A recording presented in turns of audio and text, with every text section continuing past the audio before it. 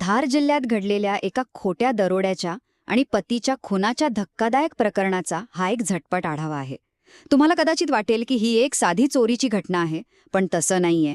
एका पत्नीनेच स्वतःच्या नवऱ्याचा काटा काढण्यासाठी रचलेला हा एक काळजाचा थरकाप उडवणारा प्लॅन आहे. तर पहिली गोष्ट, हे चोरीचं नाटक आणि पोलिसांचा संशय.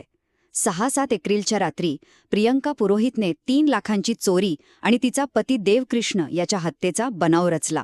पण आता तुम्हीच विचार करा, चोरांचा उद्देश जर फक्त चोरीचा होता, तर मग अंधारातही हत्येचा वार इतका अचूक कसा काय असू शकतो? तिचं ते खोटं रडणं आणि बोलण्यातल्या विसंगती यामुळे पोलिसांचा संशय एकदम पक्का झाला. दुसरी गोष्ट, या हत्येचं खरं कारण.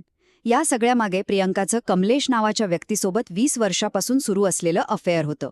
देवकृष्णच्या बहिणीने सांगितले की प्रियंका नवऱ्याला तू काळा आहेस, माझ्या लायकीचा नाहीस असं म्हणून कायम हिणवायची.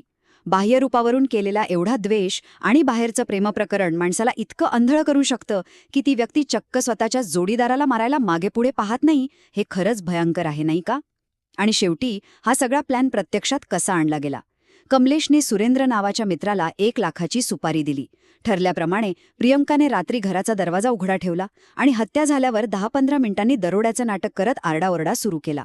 पण मे 2025च्या सोनम रघुवंशी केससारखंच इथेही घडलं, जिथे गुन्हेगार कितीही हुशार असला तरी तो एकतरी धागा मागे सोडतोच. स्वतःचा फोन लपून ठेवण्याची तिची एकच चूक तिला नडली आणि अखेर दोघांनाही अटक झाली.